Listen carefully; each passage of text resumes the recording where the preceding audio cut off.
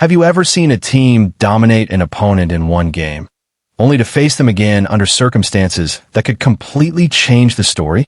That's exactly the situation Brazil now finds itself in as they prepare to face Bolivia in the World Cup qualifiers. On paper, it might look like an easy win. After all, Bolivia sits 8th in the standings and has conceded the most goals in the qualifiers so far, with Brazil handing them a crushing 5-goal defeat in their last encounter. But make no mistake, this upcoming clash won't be a walk in the park for the Seleção. There are hidden challenges waiting for them, and Carlo Ancelotti's men will have to prove themselves in ways far more demanding than their last meeting. The key question is this: what must Brazil do to secure victory against Bolivia this time? Experts say there are 3 crucial conditions that need to be met if the Seleção want to keep their momentum alive. And those conditions go far beyond tactics. They test endurance, adaptability, and squad depth. Let's begin with the first challenge: Bolivia's unique home advantage. Unlike most opponents, Bolivia is not simply a team Brazil has to outplay. They're a team Brazil has to outlast. That's because Bolivia's home stadium is located at a staggering altitude, thousands of meters above sea level. At such heights, the air is thinner, oxygen levels are lower, and every sprint feels twice as exhausting. For players used to sea-level conditions, breathing becomes harder, fatigue sets in faster, and stamina drains quicker than usual. Over the years, many top teams have discovered that facing Bolivia at home is a completely different experience from playing them anywhere else. So, while Bolivia may look ordinary on paper, at home they become an unpredictable and formidable opponent. For Ancelotti, who is leading Brazil through these qualifiers for the very first time, this will be a new and fascinating test. Can he guide his team to adapt to such brutal conditions? That leads us to the second challenge: formation and tactical approach. Under Ancelotti's management so far, Brazil has played 3 matches, and each time the lineup has looked different. That has sparked debate among fans and pundits alike. Will the coach continue experimenting, or will he finally settle on a consistent formula? In their last game, Brazil pressed aggressively and attacked relentlessly, but such a strategy in the high altitude of La Paz could backfire.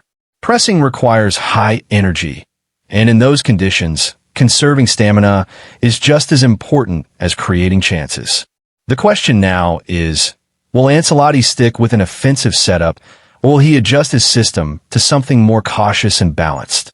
Whatever he chooses, his tactical decisions will heavily influence whether Brazil can survive the physical demands of this clash. And then comes the third challenge: squad selection under difficult circumstances. Brazil will be without 2 important names: Casemiro, who remains sidelined, and striker Ko Jorge, who is also out due to injury. Their absence creates uncertainty, particularly in midfield, where Brazil must decide who can carry the burden of both creativity and control. In attack, too, there are question marks. Which players will Ancelotti trust to start? Will he rely on experienced stars, or will he turn to younger players with greater stamina to endure Bolivia's suffocating conditions? One thing is clear: physical endurance and resilience will matter just as much as technical brilliance in this match. The coach must carefully balance his lineup, choosing not only the most skilled, but also the most physically prepared players to take the field. Bolivia may not strike fear with their record, but they are no strangers to using their conditions to their advantage. In La Paz, they have earned unexpected results against several giants of world football. For Brazil, the real battle won't just be about tactics or skill. It will be about surviving Bolivia's altitude, handling their resilience, and making smart choices in a tough environment.